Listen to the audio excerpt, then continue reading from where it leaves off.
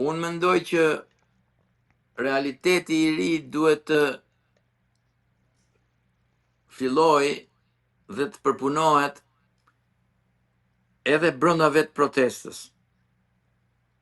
Me këtë realitet të ri kuptoj para së gjithash një mendësi demokratike, ku populli ndjet pjesë, pra se kur thuhet demokraci thuhet pushteti I popullit.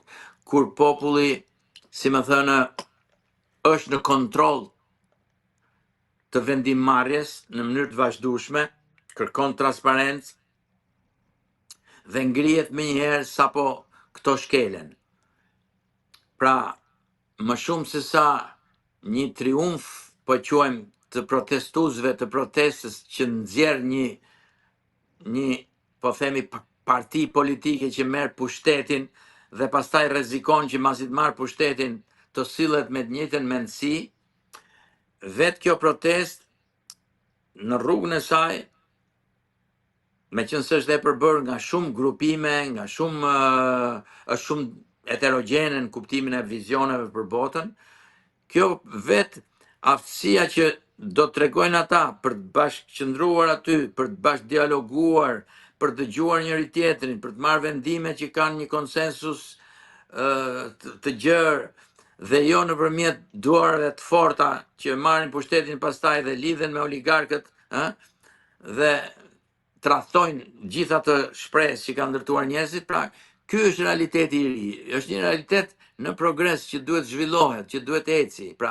kupton, sepse ne kemi pasur edhe 91 ishte një përmbysje, u quajt një përmbysje në kuptimin, por nuk u vendos demokraci, u vendos prap një parti me në krye Sali Berishën në atë kohë që vendosi autoritetin e tij edhe përjashtoi të tjerët.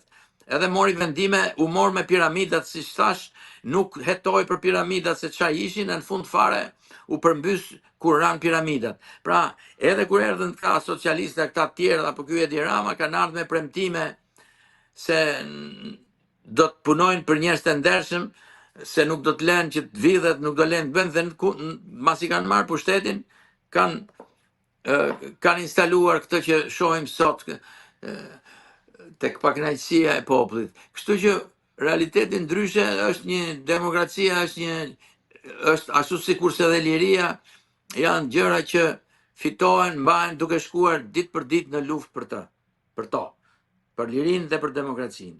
Dhe kështu që ky është realiteti I ri, ku çdo qytetar do fillojë të ndjehet që ai është pjesë, se zëri I tij respektohet, se ai respekton të tjerët, duke filluar nga politikanët.